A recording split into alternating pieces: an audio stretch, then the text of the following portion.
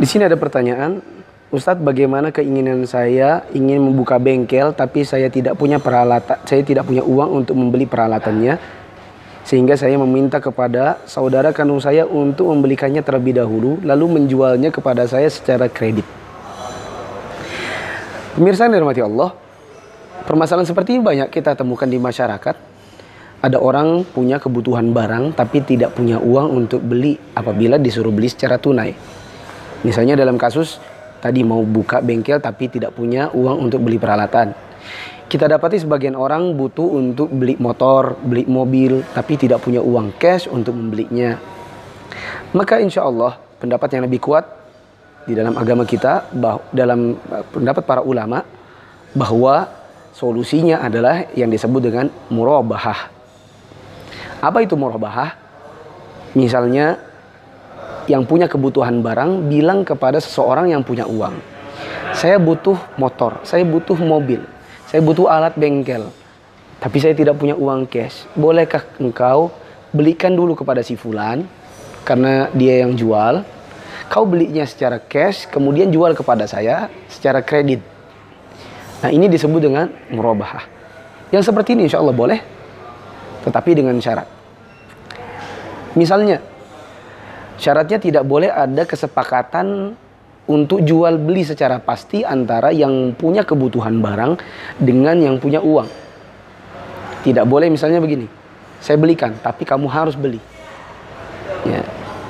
Pada tahap seperti ini sebenarnya belum boleh ada kesepakatan jual beli. Pertemuan perdana hanya sekedar mengatakan saya butuh ini, tolong belikan. Nanti kalau sudah kamu punya, kau jual kepada saya secara kredit. Ya, dengan pembayaran sekian kak, kamu untung sekian.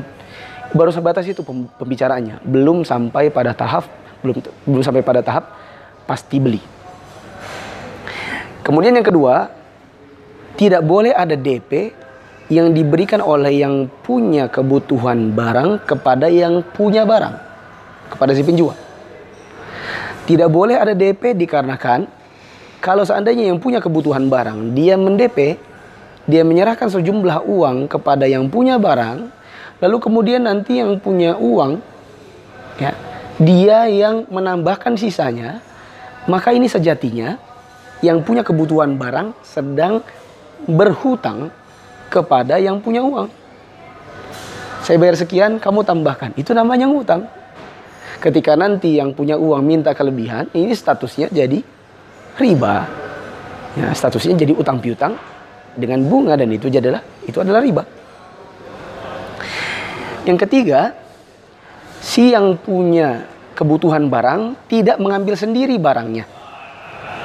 Karena kalau dia ambil sendiri, si yang punya uang bilang begini, sudah kubelikan barangnya, no ambil sendiri, saya sudah serahkan uangnya kepada dia, kau ambil sendiri barangnya. Ini hakikatnya adalah si yang punya kebutuhan barang cuma diutangi sama yang punya uang, disuruh ambil sendiri.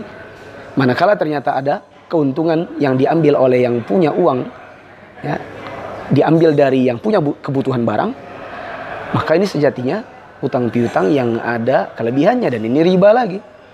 Ya. Dan kita tahu bahwasanya ada kaidah yang mengatakan kullu qardin jarra nafan fahuwa riba. Setiap utang piutang yang mengambil manfaat maka dia riba.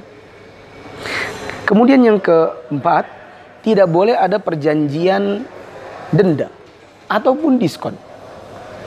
Misalnya tertulis dalam klausul perjanjian mereka, pihak pertama si A, pihak kedua si B mengadakan murabahah dengan perjanjian cicilan sebanyak sekian kali, percicilan sekian dengan satu, bila terlambat sekian lama maka didenda sekian, bila dia mempercepat maka didiskon sekian. Denda jelas haram karena dia jelas riba.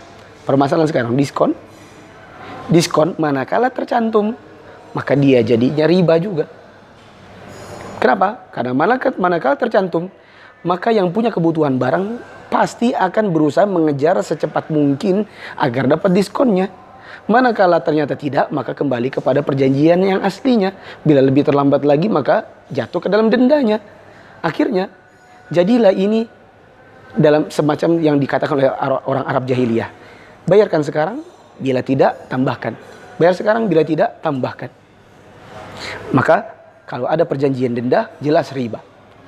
Tapi kalau ada perjanjian diskon, maka ini pun riba bila tertulis. Bila ada perjanjian dan tertulis. Tapi bila ternyata tidak ada perjanjian sama sekali, ketika kemudian dilunasi lebih cepat, kemudian, oh alhamdulillah kau lunasi lebih awal, maka saya diskon. Tidak ada kesepakatan sama sekali, maka insya Allah ini boleh. Wallahu a'lam bishawab. Semoga bisa menjadi solusi bagi yang ingin punya barang tapi tak punya uang.